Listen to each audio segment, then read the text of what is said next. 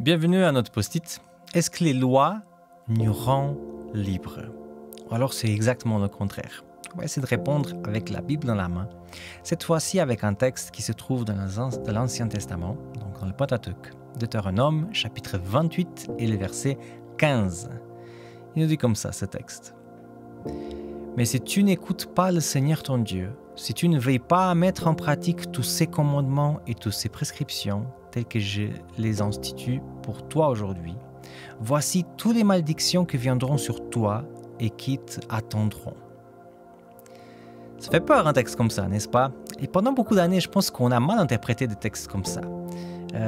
Pour beaucoup de personnes, c'était un peu Dieu méchant qui demandait l'obéissance, peut-être parce qu'il avait des problèmes d'estime de soi. Je caricature à fond, mais c'est vrai qu'on n'était pas loin des fois de ça. Alors, comment doit-on interpréter un texte comme ça? Un texte où Dieu demande obéissance, et si tu n'obéis pas, il y a des malédictions qui vont tomber sur toi. Alors, moi, je pense qu'il y a une bonne façon d'expliquer ça. Et j'ai eu cette idée dernièrement lorsque j'écoutais une interview. Cette interview était quelqu'un qui avait été addict pendant des années. Et ces addictions le rendraient vraiment misérable, au point de vouloir se suicider à plusieurs reprises. Mais après ces tentatives, il a quand même été suivi par des personnes qui l'ont beaucoup aidé. Et particulièrement, il y a quelqu'un qui a fait de la thérapie avec lui et qui l'a montré que s'il voulait bien ne pas tomber à nouveau dans ses addictions, il fallait vraiment créer tout un système. Et ce système était constitué de lois. Ces lois, ces règles, il disait, écoute, tu ne peux pas être avec cette personne-là, tu ne peux pas aller dans cet endroit-là, quand tu prends un transport, il faut prendre ces trajets-là, il faut, que quand tu es en stress, que tu fasses comme ça, comme ça.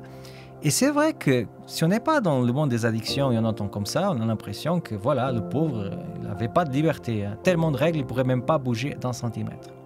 Mais au contraire de ça, dans l'interview, cette personne disait que justement, toutes ces règles, c'est ce qui l'ont permis de ne plus être misérable et de se sentir véritablement libre de ses addictions.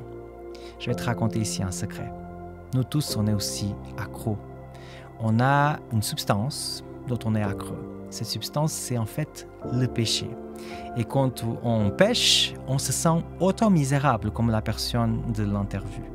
Et en fait, notre Dieu depuis le ciel, en tant que thérapeute, il nous dit, écoute, tu veux pas te sentir misérable, alors on va mettre ici quelques lois, quelques prescriptions, parce que si tu fais comme ça, tu seras pas misérable.